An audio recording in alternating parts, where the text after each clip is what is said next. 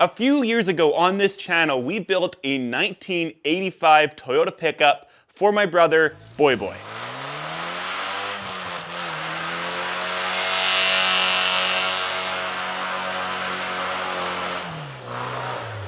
Oh no! Brought to you in part by Cranbrook Toyota.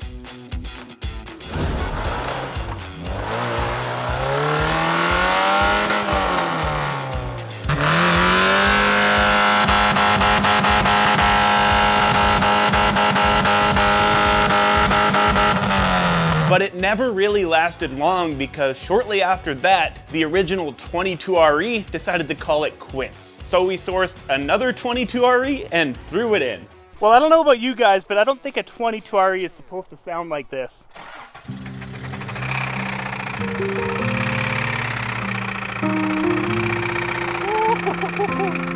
That is bad.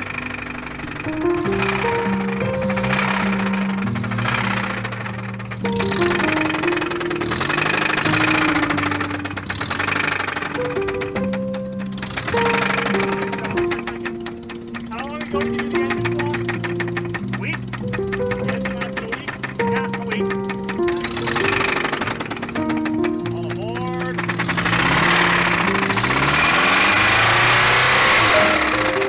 Like music. Love it.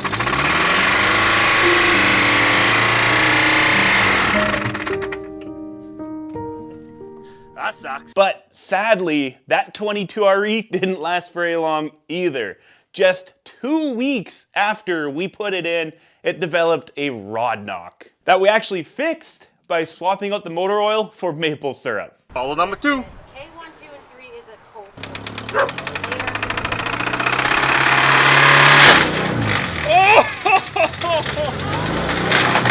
There's a hole in that block! By the way, if you guys haven't seen that video, link in description below, you should check it out. It's a gooder. So naturally, after 2 bad 22REs in a row, my brother became a little gun shy of them.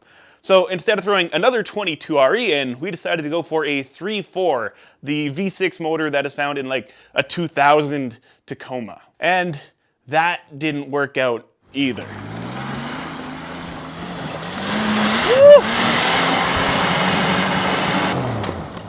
The 3.4 that Boy picked up for free, by the way, it never ran right from the get-go. It smoked all sorts of funny colors, and turns out it had a bad head gasket before we even threw it in there. So my brother sold the 85, frustrated with the Toyota game, he tapped out.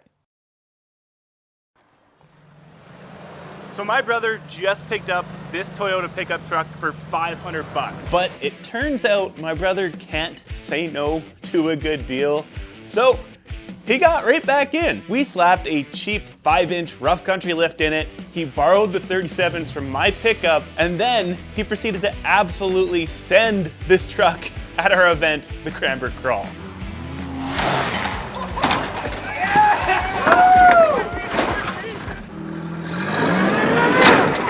You're good. I can't believe that worked. So a few months ago, my brother, Boy, picked up this red Toyota pickup that you guys saw run in the Cranbrook Crawl. And honestly, this thing was the perfect candidate to be rowdy with because he paid almost nothing for it. But fast forward, and all of a sudden he picked up another truck. But this one is way better built from the get-go. Like has everything that I cheaped out on the last truck to I don't need to pay for it anymore because I have it done already. So by the last truck, he means the 85. This truck has got a pretty interesting story. As you can tell, it's already got a solid axle swap. In fact, that was done years ago. I guess it got like 90% done being built, and then the previous owner just lost all motivation for it, and it sat just in his yard for like 7 years. We got the trail gear, IFS eliminator, high steer kit. It's already been re-geared in the front to match the rear. That is an 85 axle housing. And back here, it's already got the trail gear lift leaves, Bilstein 5100s in every corner, and the U-bolt foot kit. Yeah, I'm 6 feet and this thing's already way taller than I am. Yeah, it's huge. It's got the 4-inch IFS eliminator kit, and it says brand new, so nothing sagged out. It also came with these brand new 35s, which are Too small. too small. And I don't know how he does it, but he also got this truck for a really good deal. He pretty much just got it thrown in on top of another trade that you're doing. Practically nothing into this truck, and it's almost a turnkey wheeler. This truck is missing pretty much the whole front clip. It didn't come with a bumper, didn't come with grill, didn't come with headlights. And there's a couple other creature comforts that are in this red truck. This is an SR5 model. So we're gonna move the bucket seats over, the center console over, the mirrors over, just make this truck a little bit more comfortable. Oh yeah, and we need to move the flat deck over and the rear end. The rear end in this has a lunchbox locker. This truck is completely open. So move that over and, well, boy, we'll have a pretty sick rig. Where are you starting? Front end. Gonna make it look like a truck first before you get nitpicky on everything else.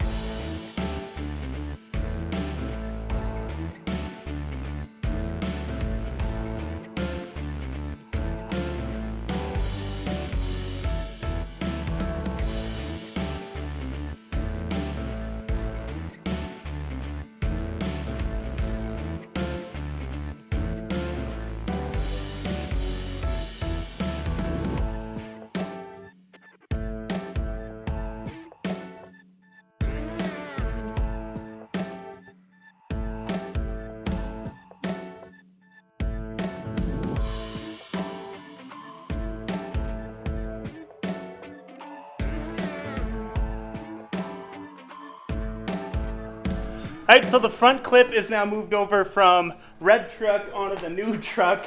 We had to hook up to the rad support with my winch and pull it out. It was bent in a fair bit, but it's all good. Everything's aligned now. And now we're moving on to things like this door handle that came broken and the mirror. And just moving over the interior, and then we'll move on to the flat deck. Also, the front bumper that was on this was dicked. So let me know in the comments if you guys can figure out what this new front bumper came from. Having fun? I don't want to snap the bolt. Rusty Toyota stuff. All right, well, we got pretty well as far as we want to get today. The front clip is all done and dialed. We still got to move the flat deck over, but the mirrors are moved over. The door handle is now replaced and functional. But yeah, it's looking pretty good so far. I'm excited to get this truck out. What does Trevor think of the truck? The red one? I'm excited about it.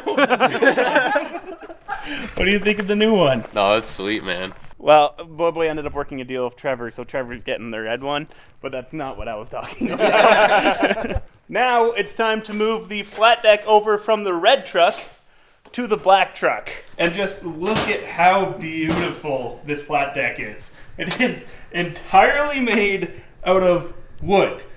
Treated. Waterproof. It's entirely made out of treated wood. And one advantage to the fact that it's made out of wood is it's incredibly light.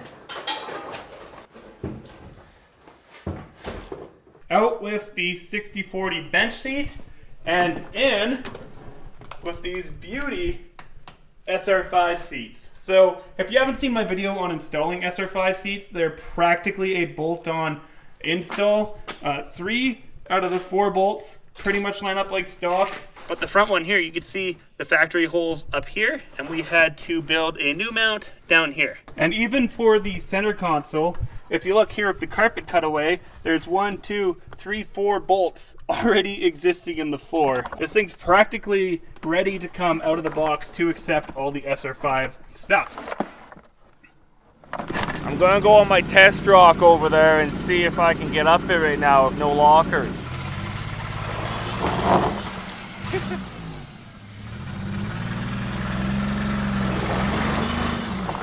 Yep, keep her going.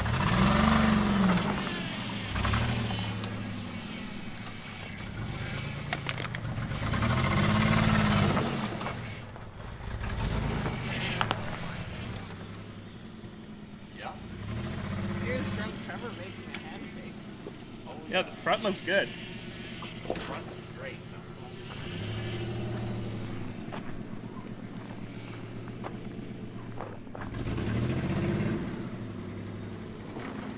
And now we're on the final day of assembly. We threw the red truck back in the shop. We're gonna pull the center, the third, out of it because it's got a locker, and just swap the two. So we'll take the rear end out of that one, throw it in this, and it'll be done. Luckily for us, these trucks, according to the VINs, have the same gear ratio, so we shouldn't have to mess around with that side of things. But worst case, we can just move the actual locker itself between one carrier and the other. That's not a big deal. Well, this truck sure looks sad now. See the interior. Gotta reach into this awesome door handle. Here, let me get the seat for you. So yeah, this center section right here, that's all we're after. So we don't even have to pull the whole diff, nothing. Just take the tires off, pull the drums, axle shafts out. On both these, the whole center falls out, and then that will go into the black truck. So as he spins the tire here, you can hear it. You can hear the diff clicking away. That is actually the Lunchbox locker in this rear end. So when you're driving straight, both tires are on the ground, it will be locked. But when you let off the throttle and there's no load on it, it opens up and works just like a normal open diff, kind of.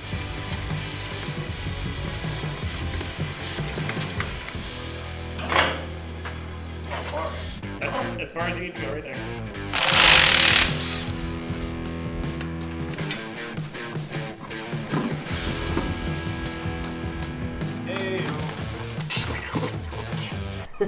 What? Are these gears supposed to be chipped in all the corners? Are they chipped? Oh yeah. You know that weird noise you heard that we thought was steady bearing? I think it was that. Oh, that's fine. I said it's not a big deal to just swap the locker. All I gotta do is just take these off, Yep, separate it, pull that, yeah. And after just a few short months in our possession, that red truck is officially getting retired.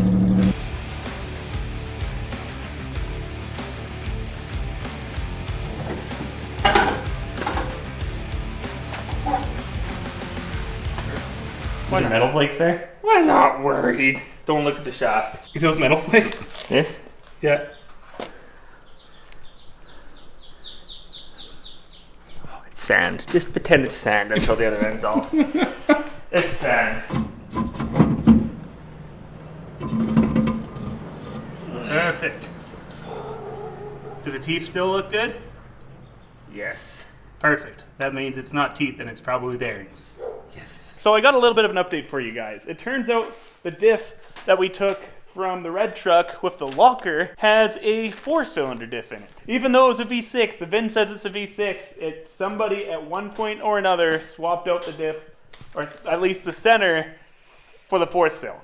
I have a theory that maybe somebody bought the third member with the locker on it, or already installed it in a Facebook Marketplace and just threw it in the rear end. That's just not gonna work for us because we can't move the 4-cylinder locker into the V6 housing. So we're moving on to the next best thing. Welding.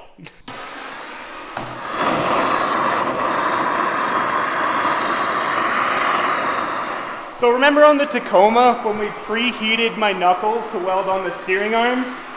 Well, it's the same idea with the diff. Because we're going to be welding to a cast steel, you gotta make sure it's hot first.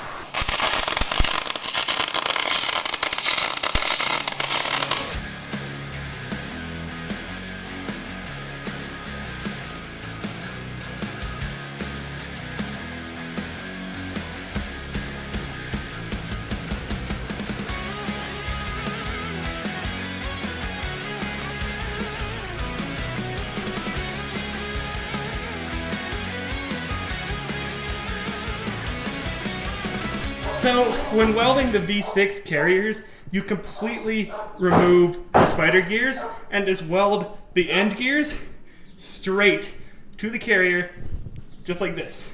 And we did the exact same on this side. So now we can bolt these two halves back together and slap it back in the truck.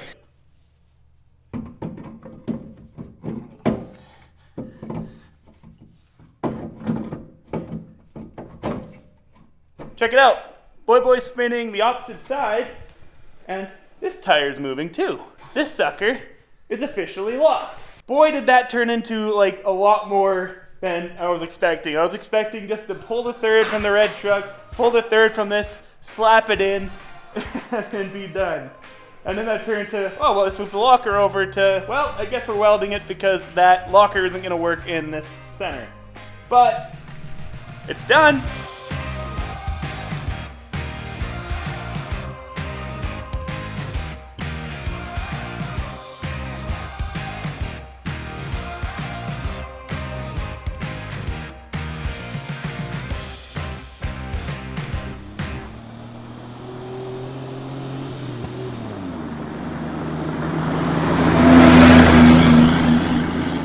So what do you think of this truck versus the 85? Way smoother. Unreal. The brand new Bilstein 5100s make a huge difference on trucks like this. And that's just something Boy is a little too cheap to buy last time for the 85. Honestly, it could have been way better.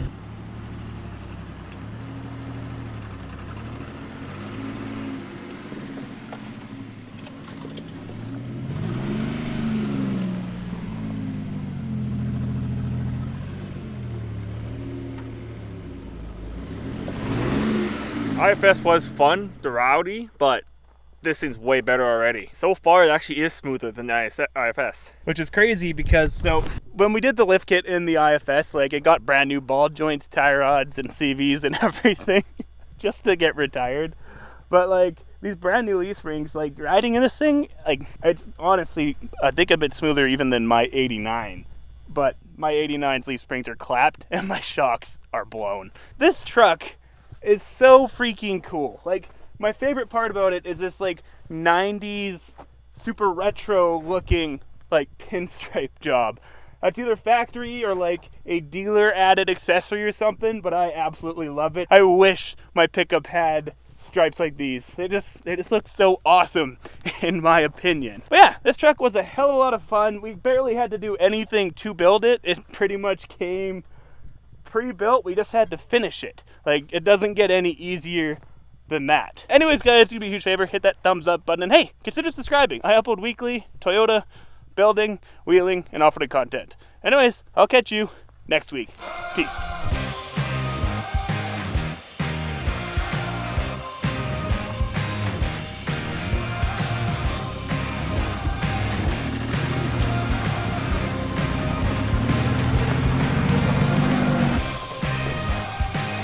There's that pointy rock. You're right on top of it right now.